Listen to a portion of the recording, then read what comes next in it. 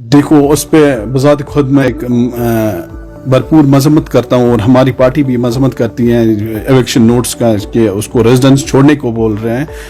महबूबा मुफ्ती ने एक बड़ा काम किया है पूरी कंट्री के लिए। उसके खानदान ने, चाहे मुफ्ती साहब को देखें, मुफ्ती साहब बड़े कदावर लीडर रहे हैं पूरे हिंदुस्तान में, पूरे कंट्री में।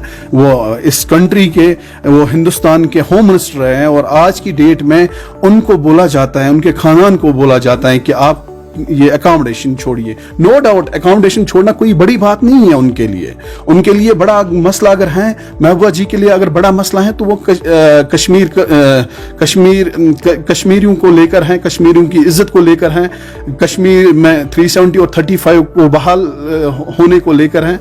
हम चाहते हैं कि 370 या 35 बहाल हो और रेजिडेंस में रहना या वहां नहीं रहना वो उनके लिए कोई बड़ी बात नहीं है।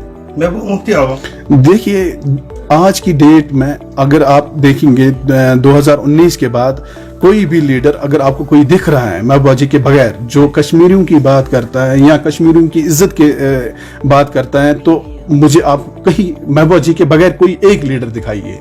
और उसकी वजह यह है महबूबा जी पूरे बीजेपी के खिलाफ है, पर्टिकुलर एक पार्टी के खिलाफ है, बीजेपी के खिलाफ है। दैट्स वाई उस पर ये ज्यादता की जाती है, तो उनको इसको ये भुगतना पड़ता है। हाँ, क्योंकि कश्मीरियों को लेकर वो एक ही लीडर बात करती है, वो महबूबा जी है।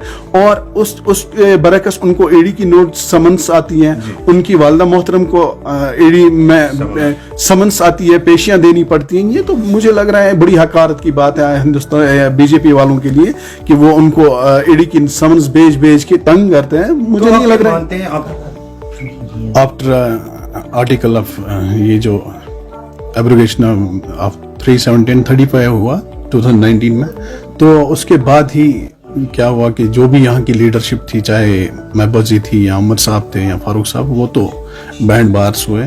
और उसके फौरन बाद ही 1 साल के बाद सारे लीडर्स बाहर आ गए। तो यहाँ पे ये लग रहा था कि लोगों में ये खलिश थी कि, और ये लोगों में ये फैलाया जा रहा था कि पीडीपी अब पार्टी नहीं रहेगी, क्योंकि हमारे जो भी सीनियर लीडर्स थे, चाहे एक्स एमपी रहे हैं, कैबिनेट मिनिस्टर रहे हैं, एमएलए रहे हैं, वो सब पार्टी से चले गए थे। और वो क्यों चले गए थे वो तो सबको पता है, उनकी अपनी मजबूरियां थी। दैट्स वाई वो पार्टी से चले गए थे। और उसके बाद उनका यही मानना था कि पीडीपी अब एग्जिस्ट नहीं हो रही है ग्राउंड पे। मैं ये चाहता हूँ, मैं आपको ये बोलना चाहता हूँ कि उसके फौरन बाद ही एक रीच आउट प्रोग्राम महबूबा जी ने स्टार्ट किया। आपको याद होगा पहले ही उन्होंने कुपवारा से स्टार्ट किया जब वो जेल से बाहर आई। तो उसके बाद फौरन